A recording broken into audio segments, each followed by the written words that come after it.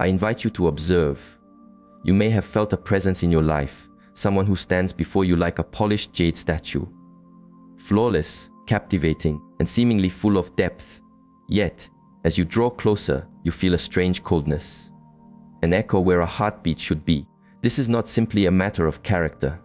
It is a profound spiritual dislocation. It is what happens when the river of a soul disconnects from its source and runs dry, leaving only a magnificent, empty riverbed.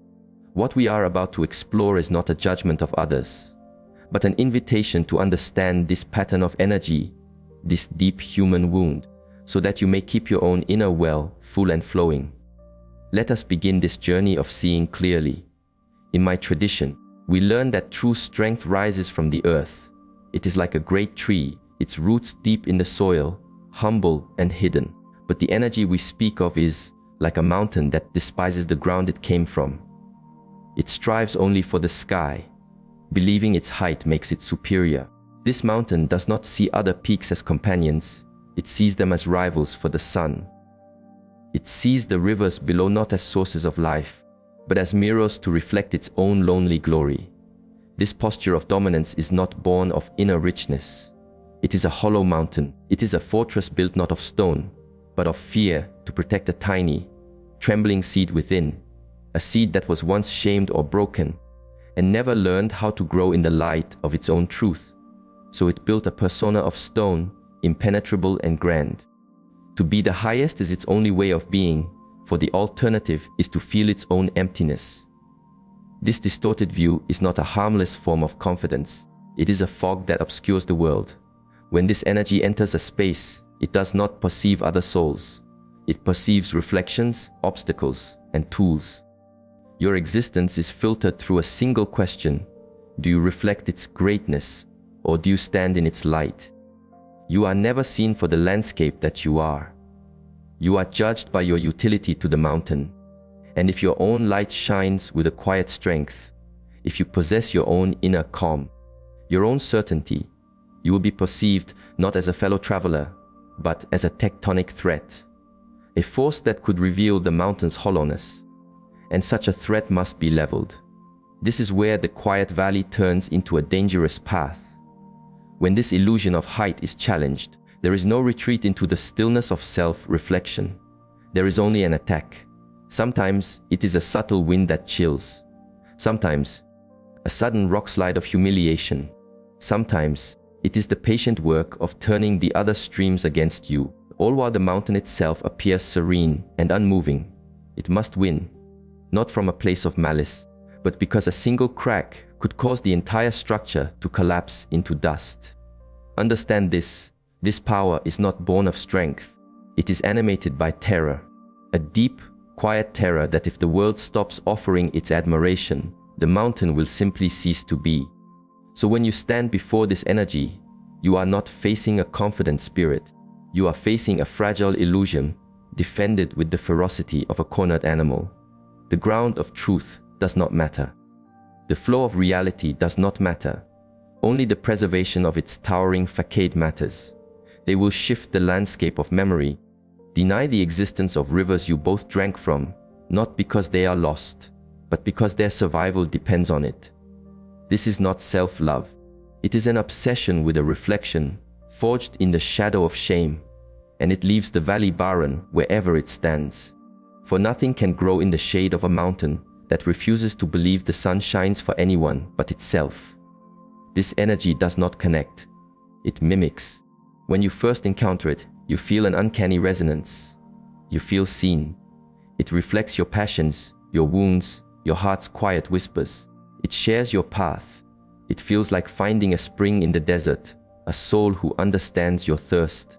But what you are witnessing is not a shared journey. It is the art of the perfect reflection. This energy does not build a bridge from its heart to yours. It builds a mirror. It knows that to tame a wild river, you must first flow alongside it. This act of mirroring is not friendship. It is a quiet study, a strategy. They observe the landscape of your soul not with curiosity, but with purpose. What makes the sun rise in you? Where are the old wounds, the dry riverbeds?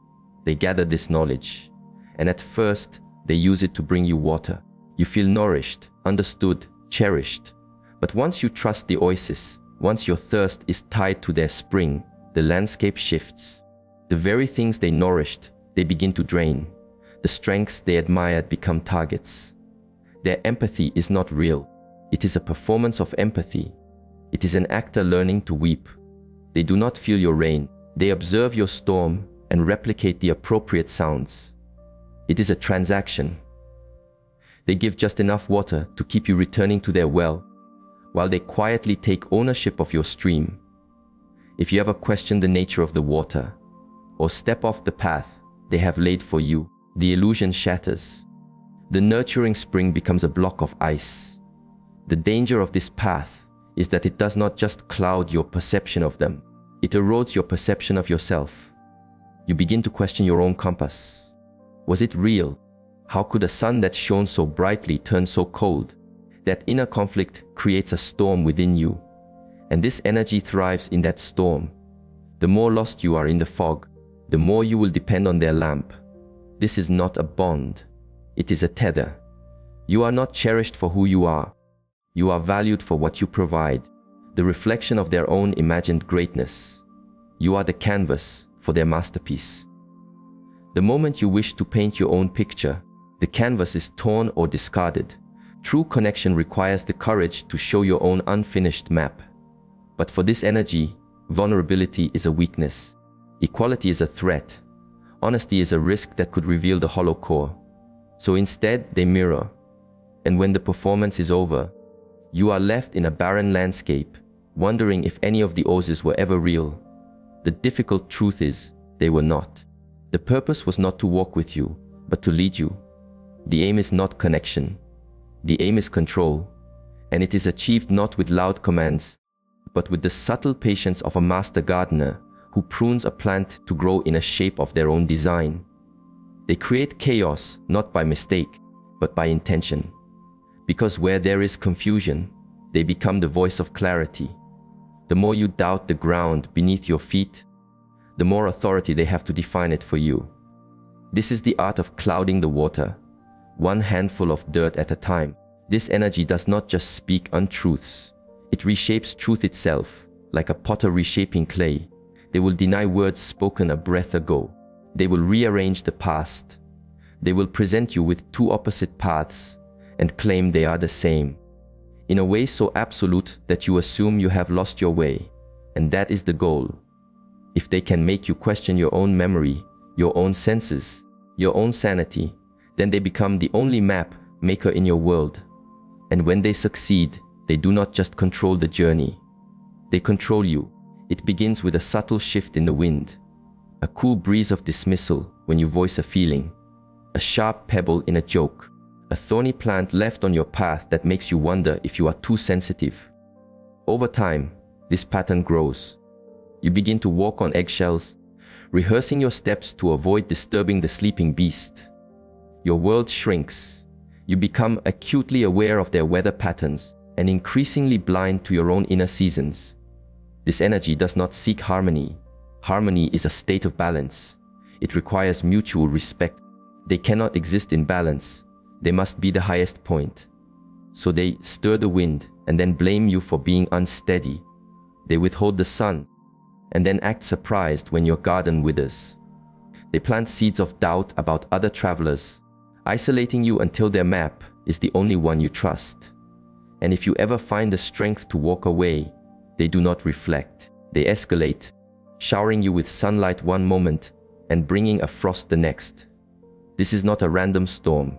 It is a controlled climate, designed to keep you unstable, to keep you seeking their shelter, to keep you chasing the memory of that first sunny day.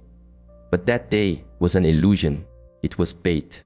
In this garden of controlled chaos, your own inner knowing, your intuition, slowly withers. You stop listening to the wisdom of your own body. You stop speaking your truth. You become small, quiet, easy to tend. And the gardener, standing at the calm center of the storm they created, pretends to be your savior. This is the deep suffering of this path. It doesn't break you with one blow. It leads you to break yourself, piece by piece, until you forget the landscape you were before the storm arrived. This energy does not seek connection. It seeks nourishment. In my tradition, we might call this the path of the hungry ghost. It constantly seeks something outside itself to fill an inner void. This nourishment is not love. It is a steady flow of attention, praise, agreement, that feeds its fragile sense of self like wind feeds a fire. They will use the language of love. They will perform the motions of care. But these are not offerings from the heart. They are investments made to secure a return, your complete attention, your reverence, your emotional dependence. At first, this can feel like the warmest sun you have ever known. They know how to pour sunlight on you when it serves them. They will make you feel like the center of the world, not because they see your true light, but because your light, when it shines on them, confirms their self-image. As long as you play your part, as long as your gaze is fixed on them, steady and unquestioning, they will reward you. They will place you on a high altar, showering you with attention. But this altar is not a place of honor. It is a cage. The moment you express a need of your own, draw a boundary in the sand, or simply turn your attention to your own garden, the mask begins to fade. What follows is a cold wind that can feel like a spiritual winter. They become distant, sharp, even cruel. And when you ask what has changed, they treat your feelings as a burden, as if your very need for connection is a heavy stone. This is the paradox of this path. It demands your endless nourishment, yet offers none in return. It feasts on your praise, yet starves you of its own. Your gifts become expected. Their silence becomes a weapon, and your pain becomes their tool. This creates a deep imbalance where you are a river constantly flowing out, and they are a desert that is never filled. You begin to work harder to earn back the sunlight they once gave freely. You quiet your own needs. You silence your own heart. You make yourself smaller, less complicated, more agreeable, hoping for the few drops of rain that once felt like a monsoon. But the rains never return in the same way. Because once they feel you are tethered to them, they no longer need to maintain the illusion of a shared sky. They have already captured your stream. This withholding is deliberate. By starving you of warmth, they make you more desperate for it. They want you hungry for their sun. They want you chasing the memory of that first spring. In that chase, they find their control. It is a cycle of sun and frost, a training that mirrors addiction. You never know when the next ray of light will come, and so you wait, hoping it still might. But it rarely does, because for them, your value is not in who you are. It is in what you provide. Once that resource is depleted, so is their warmth. In its place is a vast, cold emptiness that leaves you wondering if you were ever truly seen, or simply a reflection in a passing stream. There is one state of being this energy fears more than anything else, more than being left, more than failing. And that is the state of being seen. To be truly seen, beneath the mountain of inflated self-worth lies a deep, trembling fault line of insecurity they must keep hidden at all costs. Every distorted map, every mask, every performance serves a single purpose: to protect this false creation from being seen for what it is, a fragile, hollow, and profoundly wounded form. To maintain this illusion of solidness, they are always performing. In the village square, they wear the mask of the solid citizen, confident, generous, even humble if the role requires it. But behind the closed doors of their own dwelling, the mask comes off. When no one is watching, or no one whose opinion matters is watching, the energy becomes chaotic, cold, controlling. They lash out at those closest to them, not because these people are unworthy, but because they are witnesses. And a witness is a threat. Anyone who sees behind the mask, who begins to trace the path between the public smile and the private cruelty, becomes a danger. At first, this energy may try to pull them back with more performance apologies filled with self-pity, promises of change, moments of warmth like a winter sun. But if that fails, the path changes. They go on the offensive. They will paint a new picture where they are the victim and you are the storm, the unstable one, the cruel one. It is a battle of perception, and they wage it without mercy. This fear of being seen drives them to pry, emptily discredit anyone who might tell the truth. Old friends, lovers, family members who step outside their assigned role are labeled broken or mad. They will isolate you, planting seeds of doubt in the minds of others, while always maintaining their own mask of reason. Their control depends on this dual reality. They must be admired in the light, while commanding the narrative in the shadows. And the more truth you see, the more dangerous you become. They cannot tolerate true intimacy because closeness risks being seen. Vulnerability, the soil in which your real connection grows, is terrifying to them. It demands honesty, and honesty would shatter the fragile vessel they have spent a lifetime protecting. So, instead of opening up, they deflect. Instead of admitting a fault, they blame. Instead of accepting a difficult truth, they rage or they retreat into ice. Every reaction is a defense, designed to keep the deep emptiness hidden. The tragedy is that this energy is not just hiding from the world, it is hiding from itself. But in the process, it destroys the very connections that might bring it healing. Anyone who sees its true face becomes an enemy, not a friend. And so, the mask must be protected, no matter the cost. Because to be seen doesn't just threaten their pride, it threatens the very structure they built to survive. The deepest sorrow of this wound is not the cruelty itself, but the silence that allows it to grow. These patterns do not happen in a vacuum. They persist because they are hidden, diminished, and ignored. People do not speak up, often because they cannot. They are lost in a fog of confusion, shame, or fear, unable to find the words. And that silence becomes the dark, fertile soil for monsters. Because as long as no one names the shadow, it thrives. It becomes normal, even justified. And this energy is left free to continue its cycle with a new face, a new stage. This silence is not an accident. It is enforced by the shadow itself. It creates an environment where speaking the truth feels like a profound risk. You fear you won't be believed. You fear being painted as the source of the chaos. You fear losing the very ground beneath your feet, the relationships, the work, the community that surrounds the carefully built image of the other. Others are manipulated to stay quiet, to doubt their own gut feelings, to question their own sight. And when that happens, this energy does not just win control, it erases your reality. And once your reality is erased, you are easier to control, easier to discard, easier to forget. But the harm does not stop with one person. This silence sends ripples outward. Children in such homes learn to silence their own hearts to keep the peace. Partners learn to endure the cold, mistaking it for love. Friends and communities look away because facing the truth is uncomfortable, disruptive. So the wound deepens, not because no one sees it, but because no one speaks it. To break that silence is the first true act of freedom. It is also the first step toward finding your own path again, to name what you have experienced. The clouding of the waters, the manipulation, the withholding of warmth, the cruelty, gives shape to what felt like an invisible fog. It reclaims the compass from the one who took it. It sends a clear message: I see. I will not be silent. I will no longer carry your secrets for you. Shadows do not exist because they are powerful. They exist because we let them hide in the darkness. And the most insidious shadows are not the ones that roar, but the ones that smile, that charm, that lie, that mask their coldness in charisma. They depend on the silence of others to keep their image whole. They fear being seen because being seen is their undoing.